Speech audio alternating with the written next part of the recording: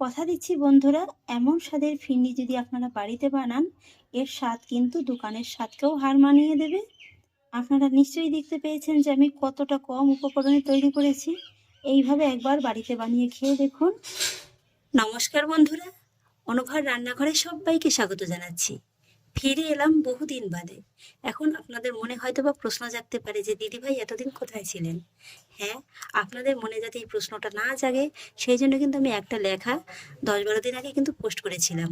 সেটাতে তো লেখা ছিল, তবুও যারা জানেন না তাদের উদ্দেশ্যে বলছি, আমার শাশুড়ি মা গত হয়েছেন মানে মারা গেছেন। তাই সমস্ত কাজকর্ম মিটিয়েই কিন্তু ভিডিও আবার চালু করেছি। তাই বলছি বন্ধুরা, যারা নতুন আছেন তারা কিন্তু আমার ভিডিওটা এতটুকু স্কিপ করে দেখবেন না। আর আমার বিশ্বাস যারা আমার পুরনো বন্ধু আছেন তারা তো অবশ্যই জানেন, তারাও আমার ভিডিওটা দেখে নেবেন। তো বন্ধুরা, কথা তো অনেক হলো, এবার ফিরে আসি মূল ভিডিওতে। তো বন্ধুরা, আজকে আমি আপনাদের তৈরি করে দেখাবো একদম দোকানের সাথে, তবে খুবই কম খরচে ফিরনির রেসিপি। আর সেই জন্য একটা কড়াইয়ের ভিতরে কিন্তু আমি নিয়েছি 1 লিটার লিকুইড দুধ। তো এবার প্রথমে আমি দুধটাকে জাল করে একটু ঘন করে নেব। আর এখানে আমি দুধটা আগে একবার জাল করে নিয়েছি, তাই দুধের কাঁচা গন্ধটা ছাড়ানোর প্রয়োজন নেই, শুধুমাত্র জাল করে একটু ঘন করে নিলেই হয়ে যাবে। আর যাতে আজকের এই ফিনির ভিতরে সুন্দর একটা ফ্লেভার আসে সেই জন্য দিয়ে দেবো 2টো তেজপাতা, আর সঙ্গে দিয়ে দেবো 4টি ছোট এলাচ। এবার মিডিয়াম ফ্লেমে কিন্তু দুধটাকে জাল করে নেব আমি একটু হালকা করে। এদিকে দুধটা জাল হতে থাক, সেই ফাঁকে আমি আজকের রেসিপির জন্য আর একটা প্রিপারেশন সেরে নেব। নিয়েছি 1/2 কাপের মতো লিকুইড দুধ, তার মধ্যে নিয়ে নেব 1/4 কাপের মতো গুঁড়ো দুধ। এতে করে কি হবে, এই যে দুধটা কিন্তু বেশ অনেকটা ঘন হবে, আর তাছাড়া ফিনির টেস্টটাও কিন্তু দারুণ আসবে। আর সেই একই সঙ্গে নিয়ে নেব 1/2 টেবিল চামচের মতো কর্নফ্লাওয়ার, আর একই সঙ্গে নিয়ে নেব 1 টেবিল চামচ কনডেন্স মিল্ক। এবার এই সমস্ত উপকরণগুলোকে আমি খুব ভালোভাবে মিশিয়ে নেব। সমস্ত উপকরণগুলোকে আমি খুব ভালোভাবে মিশিয়ে নিয়েছি। আর এদিকে দেখুন দুধটাও কিন্তু বেশ হালকা করে ফুটে উঠেছে, আর হালকা করে কিন্তু একটু ঘন হয়ে গেছে। আর এবার আমি দুধের ভিতরে অ্যাড করব 1/3 কাপ চিনি, তবে মিষ্টির স্বাদটা কিন্তু আপনারা আপনাদের স্বাদ অনুযায়ী দিয়ে দেবেন। এবার চিনিটাকে আমি দুধের সঙ্গে খুব ভালোভাবে মিশিয়ে নেব। চিনিটাকে কিন্তু আমি দুধের সঙ্গে খুব ভালোভাবে মিশিয়ে নিয়েছি। আর এবার আমি এর ভিতরে অ্যাড করব তৈরি করে নেওয়া দুধের মিশ্রণটা।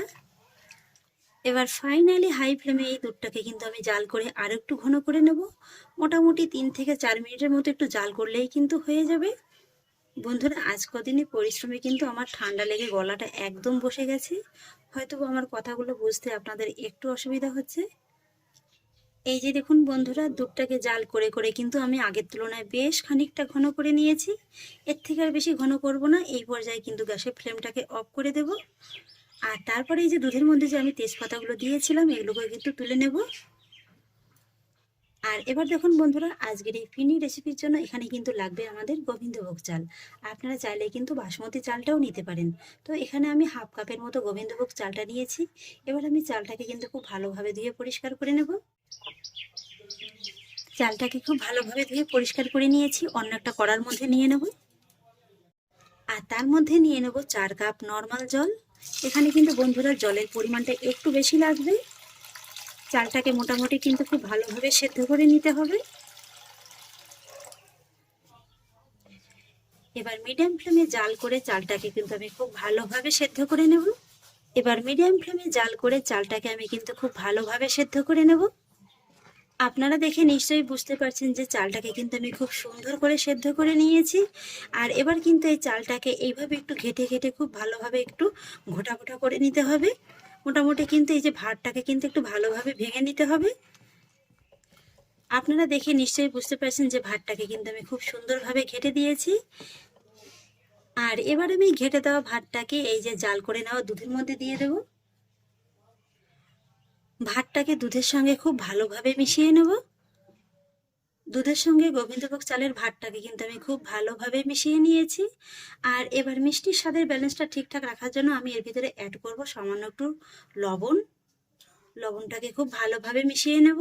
আর তারপরে এই ফিরনিটা একদম দোকানের কালারে আনার জন্য আমি অ্যাড করব সামান্য একটু কেশরি ফুড কালার। আমি অল্প একটু জল দিয়ে কিন্তু গুলে নিয়েছিলাম।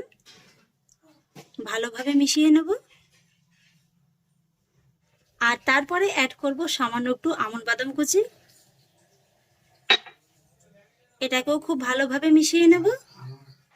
সেই সঙ্গে অ্যাড করব কোয়াটা চা চামচের মতো কেওড়া জল, তবে আপনারা অপছন্দ করলে স্কিপ করে যেতে পারেন। এবার হাই ফ্লেমে এই ফিরনিটাকে আমি 3 থেকে 4 মিনিটের মতো একটু জাল করে নেব। 3-4 মিনিট বাদে ফিরে এলাম, আর এবার আমি এর ভিতরে অ্যাড করব সামান্য একটু কিশমিশ। ভালোভাবে মিশিয়ে নেব, আর তারপরে আবার একটু জাল করে নেব যতক্ষণ না পর্যন্ত ফিরনিটা পারফেক্টভাবে ঘন হচ্ছে। এই যে বন্ধুরা, ফিরনিটা কিন্তু আমার পারফেক্টভাবে একদম ঘন হয়ে গেছে। এর থেকে আর বেশি ঘন করার প্রয়োজন নেই। আর এবার আমি গ্যাসের ফ্লেমটাকে অফ করে দেব। তবে তার আগে আমি এর ভিতরে অ্যাড করব ছোট 1 চা চামচের মতো ঘি। তবে ঘিটাও যদি আপনারা অপছন্দ করেন শেষের দিকে দিতে, তাহলে কিন্তু স্কিপ করে যেতে পারেন। এবার ঘিটাকেও আমি খুব ভালোভাবে মিশিয়ে নেব। ফাইনালি তৈরি হয়ে গেল আমার রাজকীয় স্বাদের ফিরনি রেসিপি। এবার আমি গ্যাসের ফ্লেমটাকে অফ করে দেব, আর তারপরে ফিরনিটাকে একটু হালকা করে ঠান্ডা করে নেব। ফিরনিটাকে হালকা করে একটু ঠান্ডা করে ফিরে এলাম। কথা দিচ্ছি বন্ধুরা, এমন স্বাদের ফিরনি যদি আপনারা বাড়িতে বানান, এর স্বাদ কিন্তু দোকানের স্বাদকেও হার মানিয়ে দেবে। আপনারা নিশ্চয়ই দেখতে পেয়েছেন যে আমি কতটা কম উপকরণে তৈরি করেছি। এইভাবে একবার বাড়িতে বানিয়ে খেয়ে দেখুন। ফিরনিটাকে আমি সার্ভ করে নিয়েছি, আর এবার সামান্য একটু ডেকোরেশনের জন্য আমি উপরে দিয়ে দেবো একটা কিশমিশ।